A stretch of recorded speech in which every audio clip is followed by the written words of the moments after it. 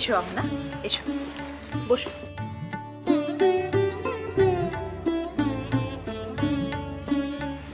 শোনো, মালতী এক্ষুনি নারকেলের জল নিয়ে আসবে। হ্যাঁ, একটা পাত্রে, সেই পাত্রটা রেখে তুমি অর্জুনের পাটা ধুয়ে দেবে, তারপর চুল দিয়ে মুছিয়ে দেবে, কেমন?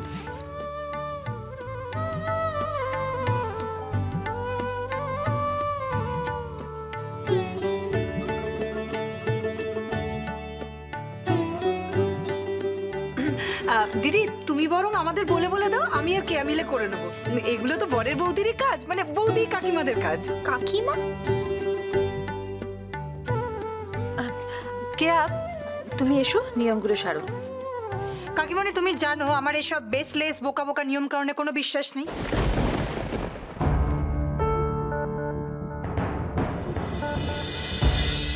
আমার ভীষণ টায়ার্ড লাগছে, সো প্লিজ স্পেয়ার মি।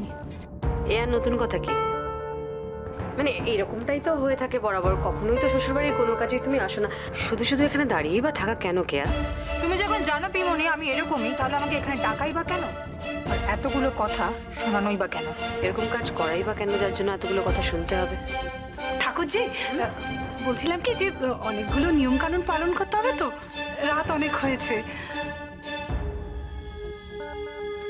হ্যাঁ, কিন্তু যাদের নিয়ে নিয়ম, মানে মেজদা ভাই, সে কোথায়, তাকে তো দেখতেই পাচ্ছি না। এসে গেছি।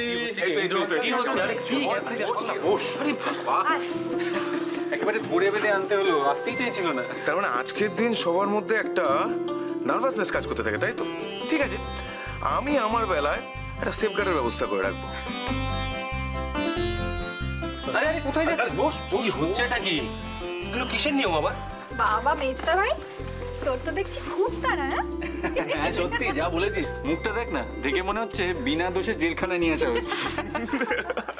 বড় বৌদি জল নিয়ে এসেছে। হ্যাঁ, দেখি। হ্যাঁ, নিচে রাখছি। অহনা, সব মনে আছে তো?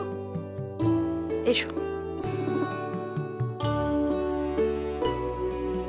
ব্যাপারটা খুব ইন্টারেস্টিং, তাই না? তার মানে তুমিও আমার পা এভাবে ধুইয়ে দেবে? কিন্তু এই নারকেলের জল দিয়ে পা ধুয়ে দেওয়ার নিয়মটা আমার ভালো লাগে না। হ্যাঁ, ব্যাপারটা খুব অড দেখাচ্ছে। ঠিক আছে, আমাদের বেলা তোমাকে এটা করতে হবে না, মাকে বলে এই নিয়মটা অফ করে দেবো। তা সেটা আবার হয় নাকি? এইটুকু তো তোমার জন্য করতেই পারি।